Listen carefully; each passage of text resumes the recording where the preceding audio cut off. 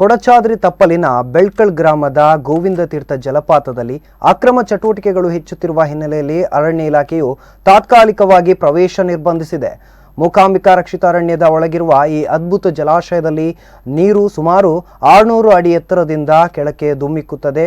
ಅತ್ಯಂತ ಪವಿತ್ರ ಕ್ಷೇತ್ರವಾಗಿರುವ ಈ ಗೋವಿಂದ ತೀರ್ಥದಲ್ಲಿ ಇತ್ತೀಚೆಗೆ ಹೊರ ಜಿಲ್ಲೆಗಳ ಪ್ರವಾಸಿಗರು ಬಂದು ಮದ್ಯ ಸೇವನೆ, ಅನೈತಿಕ ವರ್ತನೆ ಮತ್ತು ಪರಿಸರ ಮಾಲಿನ್ಯ ಮಾಡುತ್ತಿರುವ ವಿರುದ್ಧ ಹಿಂದೂ ಜಾಗರಣ ವೇದಿಕೆ ತೀವ್ರ ಆಕ್ರೋಶವನ್ನು ವ್ಯಕ್ತಪಡಿಸಿದೆ. ಗೋವಿಂದ ತೀರ್ಥ ಪರಿಸರವನ್ನು ಸ್ವಚ್ಛಗೊಳಿಸಿದ ಬಳಿಕ ಹಿಂದೂ ಜಾಗರಣ ವೇದಿಕೆಯ ಕಾರ್ಯಕರ್ತರು ಕೊಲ್ಲೂರು ಪೊಲೀಸ್ ಠಾಣೆಗೆ ಮನವಿಯನ್ನು ಸಲ್ಲಿಸಿ ತೀರ್ಥದ ಪಾವಿತ್ರ್ಯತೆಗೆ ಧಕ್ಕೆ ತರುವವರ ವಿರುದ್ಧ ಕಠಿಣ ಕ್ರಮ ಕೈಗೊಳ್ಳುವಂತೆ ಆಗ್ರಹಿಸಿದರು.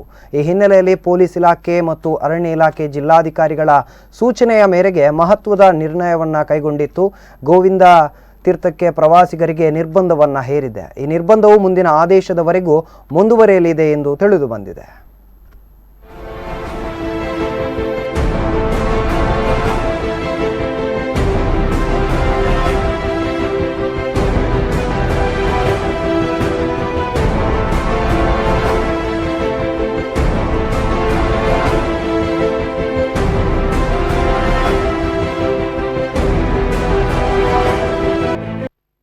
ಗೋವಿಂದ ತೀರ್ಥ ಎನ್ನುವ ಒಂದು ಕ್ಷೇತ್ರಕ್ಕೆ ತುಂಬ ಅಪವಿತ್ರಗೊಳಿಸ್ತಾರೆ ಜನರು ಅಂತ ಹೇಳುವ ಕಾರಣಕ್ಕೆ ಹಿಂದೂ ಜಾಗರಣ ಜಿಲ್ಲಾ ಘಟಕದಿಂದ ಇವತ್ತು ನಾವಿಲ್ಲಿ ಬಂದು ಎಲ್ಲ ಸ್ವಚ್ಛಗೊಳಿಸಿದ್ದೇವೆ.